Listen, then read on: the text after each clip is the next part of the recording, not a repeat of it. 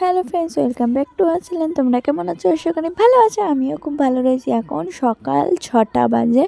তো আমাদের সানি স্কুল শুরু হয়ে গেছে। এখানে আমি আর তোমাদের দাদাভাই একটু চা খেয়ে নিচ্ছি মুখটা ফ্রেশ করার জন্য।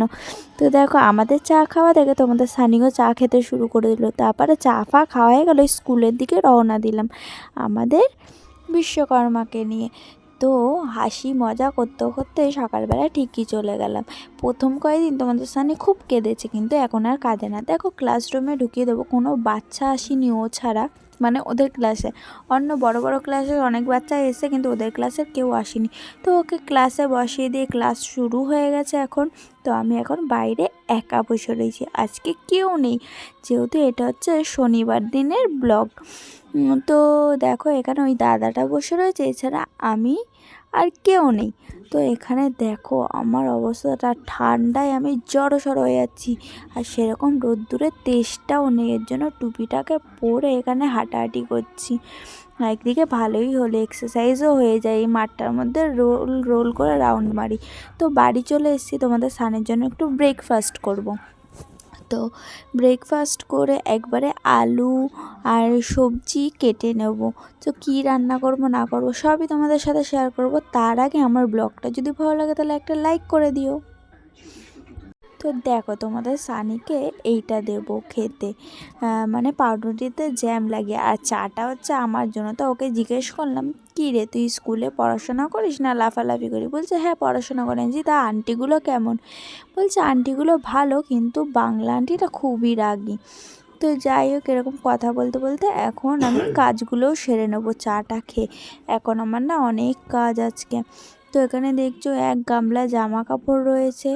তো এখানে ঘর দোর ঝাড় দেবো, ওর বই খাতাগুলো মলাট দেবো, রান্না করব, অনেক সমস্যা। তো দেখো, এখানে আলু কেটে ভেজে তো এখানে তরকারি হবে। তো দেখছো এখানে মশলা কষাচ্ছি, এখনও মশলা দিইনি, পেঁয়াজটা ভাজছি আর কি। তো আজকে অনেক কাজ, যেহেতু ভিডিওটা করতেও অনেক মানে হয়ে যাচ্ছে, ওর জন্য তাড়াহুড়ো করে আর কি করছি। তো দেখো, এটা করছি আলুর দম। আলুর দমের কালারটা কি সুন্দর হয়েছে না? খেতেও ভালো ছিল। তোমরা কি করে বুঝবে? তোমাদের তো না দিয়েই খেয়ে নিলাম। তো যাই হোক, আমার এখানে মোটামুটি রান্না কমপ্লিট, ভাতও হয়ে গেছে, ডালও হয়ে গেছে, সেটা শেয়ার করা হয়নি।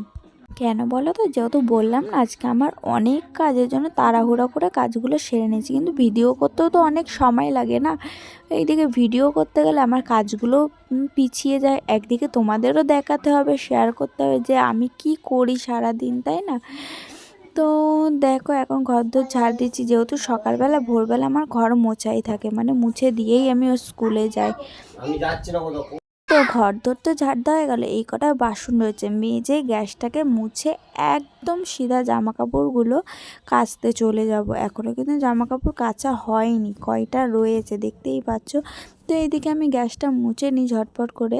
একটু গান শুনতে শুনতে কাজ করলে তাড়াতাড়ি হয়ে যায় কাজগুলো আর কি, তাই না? তো কাজগুলো করেই নিই। আর তোমাদের সানিরও এখনও স্নান করা হয়নি, এখন জল গরম করে স্নান করাবো। তো দেখো, জল গরম কিসে করি?